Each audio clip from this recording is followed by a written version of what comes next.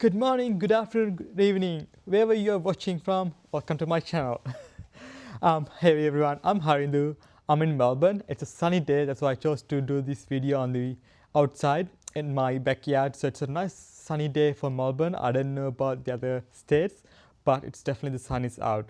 So welcome to my channel and let's talk about what you guys can expect on this channel. If you're into motorsports, if you're into race weekends, if you want to know what officials do, how do they start up their journey, a little bit of more in depth what they do in their role, why the race control gives certain decisions, and what I do as well. So in this video, I'm going to talk about myself, how I started my motorsport channel, and also how I started my journey in motorsports, and then what I've been doing this year, and what are my targets, and a little bit of myself as well. I do tend to bring a bit of more officiating as well, what I have learned in my motorsport, the people I have met, and what has is given to me. One of the main reasons to start this channel is to inspire people. Honestly, I've been inspired by certain people in this motorsport community. So I just want to inspire other people and give them a bit of idea to all my friends in Sri Lanka who's been asking questions, and to people around my LinkedIn profile, everyone. So pretty much to my whole network, I just want to bring a little bit of what I do and the reason I've been doing this and the passion as well.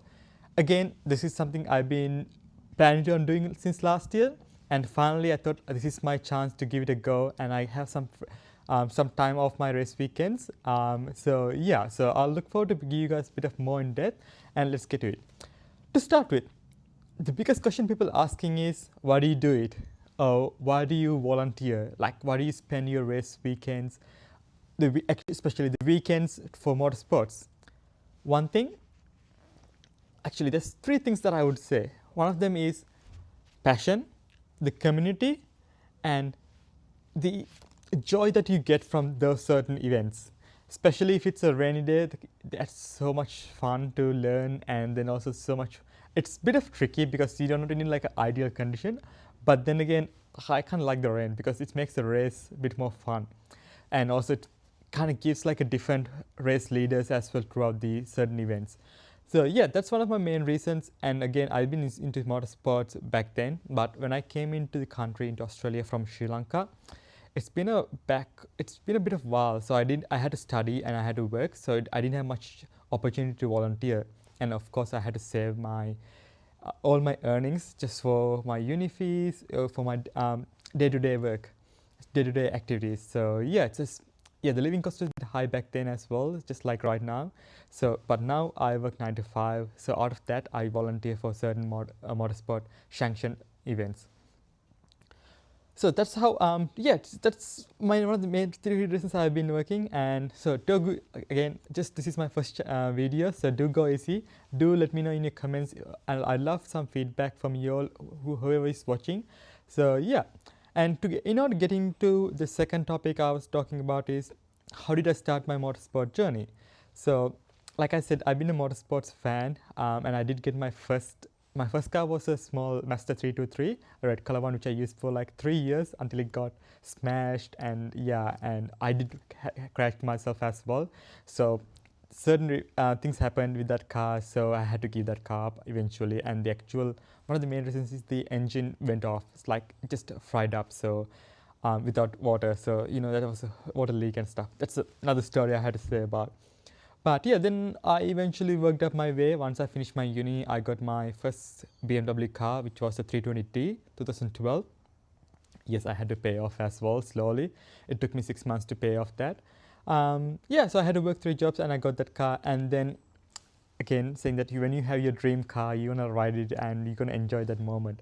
So I did that, and I was a bit stupid, I had to say that. And eventually I got to a point where I got my license suspended. But saying to everyone who's watching, please don't do that. I am begging y'all not to go that path. Just enjoy in a different way. If I knew there was come and try days in motorsport, I would have enjoyed in that safe scenario rather than doing it in a public opening area. So I learned my lessons. I did had a punishment from the government itself, so I had to go into my license suspended and didn't drive for 6 months. And saying that again, yes, with my first BMW car, it's a bit of a twist, but I'll say again, yeah, I was telling this to when I said to my 9 to 5, I was having a chat with one of the colleagues. She goes on, you should watch Drive to Survive. of course, we all know Netflix TV series Drive to Survive.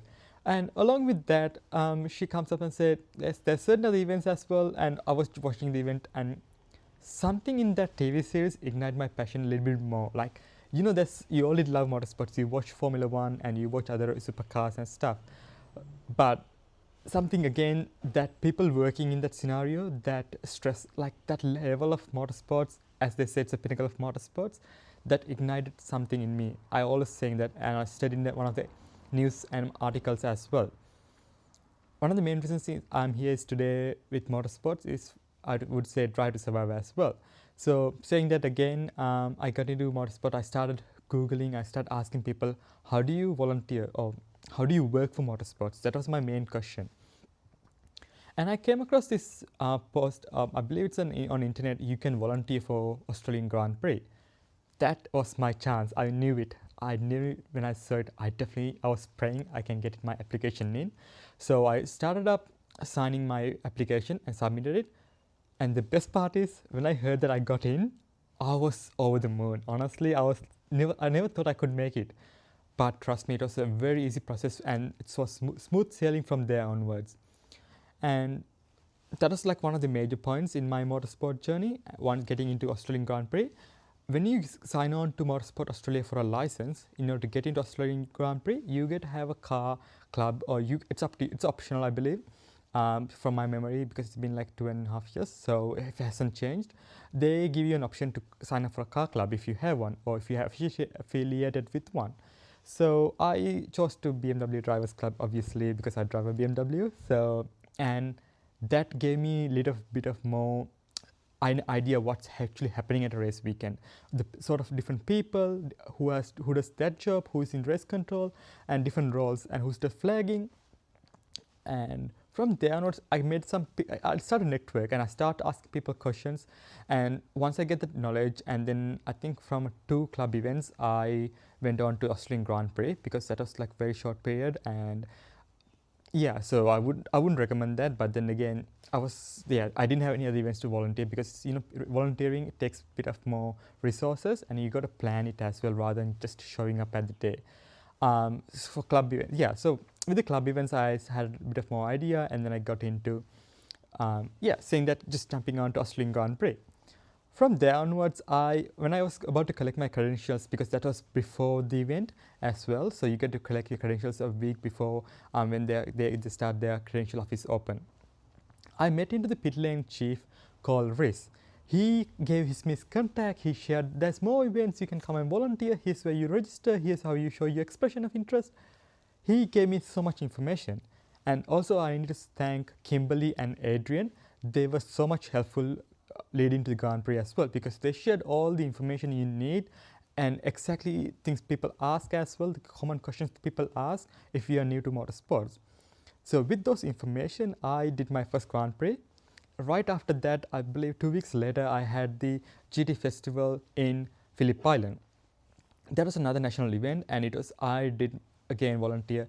For Australian Grand Prix, I did volunteer as a support paddock official, just like everyone, because I'm new. I need to learn, I need to understand what's happening a bit, and there's so much goes into that event, and people ask so many questions. So that's when I started my networking, and Motorsport Australia did an article about me as well. I will link that in my bio as well. It's a really good read as well, and tells me how I started and how you can start as well, and that's a link to you can sign up for next motorsport events.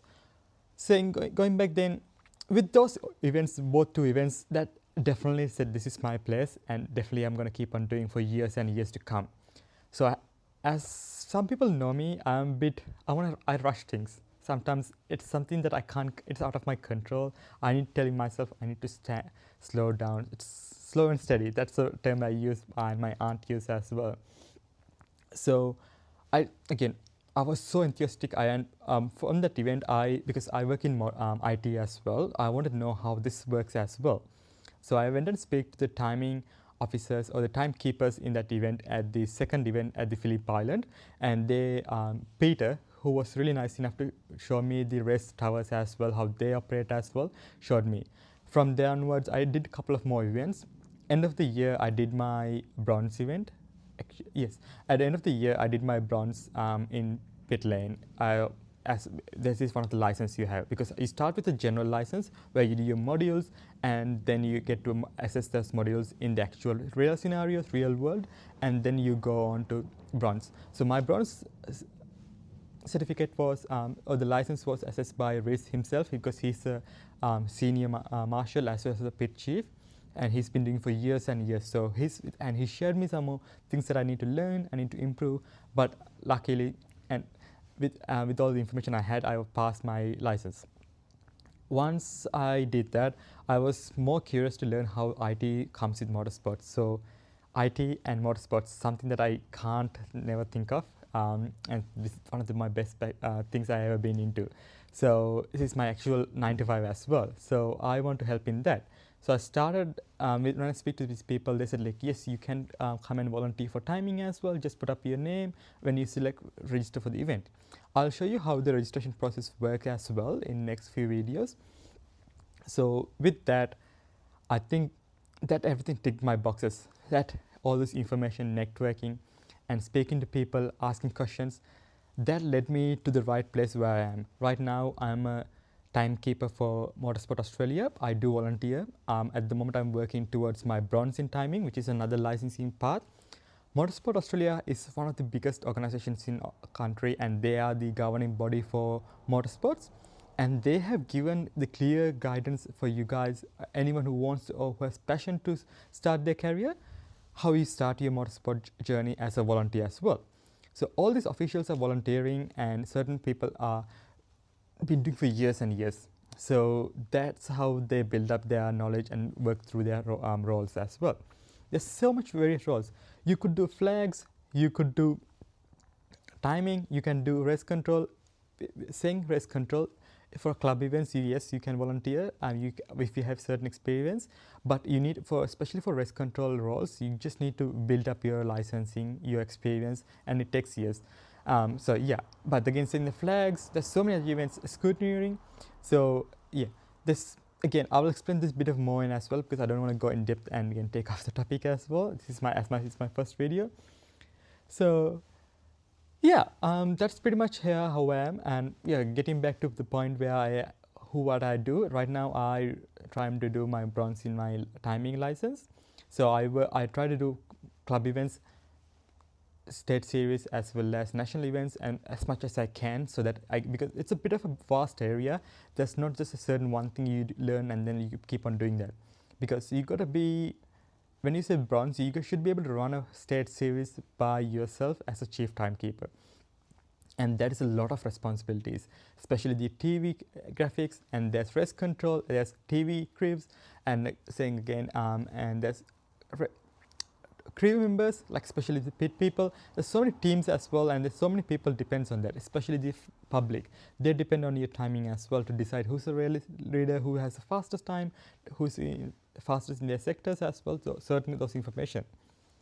So yeah, that's what I have been. And then this year, last year I did 12 events after start of my motorsport career, and I did win my first award, which was the Volunteer of the Round in Bathurst, which was kind of like, I was surprised, and that was one of the biggest things, and that was motivated me, and I really appreciate that for Motorsport Australia and the race control, because it's something that it's very expensive, again saying that, and all these officials work hard as well, and recognizing that is something I don't take it myself, I take it for all of officials as well. So that's something that that's one of the best things in the race community, because no one represents themselves, they represent the whole community. So yes, there's up and downs as well, saying that, because but you just need to communicate and speak with the chief, understand why did they did that, why did they say no, why did they say yes to that, why did they give it to that person. There's certain reasons. They don't just do it just because they want to give it to that person or do that in that way. There's certain builds up, and you will learn in your journey as well, which I learned in certain ways. So saying back again, I have done 12 years last year, and this year I'm planning to do at least 20 events, which includes club events, state series, as well as super sprints and national events and international events. For me, the international events would be the Australian Grand Prix, which I did already, and I believe I did the 12 hours as well. And yeah, those are the two international events that I planned to did, and then I would have national events from supercars to speed series, which they rename as Shannon series, and GT festival and Bathurst 1000. Those again supercars events as in different around the country. So far, I have done my almost every, yeah, actually all the race weekends for Victorian State Series, because that's another great opportunity. And I had the opportunity this year to be a chief timekeeper for BMW Club, because that's my own club, and I did my club days with them as well, come and try days, which I'll talk to you guys in another day, how you can drive as well around the track, which is very cool and so much experience. So when I do a chief timekeeper, I had to learn so much before as well. So I like to thank Darren from Monash University Car Club and Elaine, Tiffany and Alex. They are the chief timekeepers, and most important to Ian. They are one of the best timekeepers around the world as well as in the country, and they're the chief timekeepers who does supercars and speed series at national level, even at the Australian Grand Prix. That's a bit of a tricky part for Australian Grand Prix as well, because Australian officials doesn't do the timing because it's from Formula 1 itself, but I'll explain a bit in another video. But saying that again, thank you for all those chief timekeepers, because they share their knowledge, experience as well, train us for the newbies who start their motorsport journey to learn on that sector as well. So timing is a bit of a separated area from other. It's a bit crucial because there's so many other factors. You need to do a track setup, and there's so much other things you need to work on as well. So when I did my chief timekeeping for BMW event, I had so much to do as well, even though it's a very, very small event, and from the level of the event, it was at the very bottom. So imagine if it's a supercars event, national event, there's so much work, so much categories, and so much people you need to coordinate as well. So that's what you need to learn and go through. Yeah, I hope this is what I was planning to talk about, and I hope I can bring more you guys on bit of myself as well as what I have been doing again in another video. So do like my channel, subscribe to my channel, and let me know in your comments what you need to hear about or the questions, so I can work on them. I can bring you small videos as well.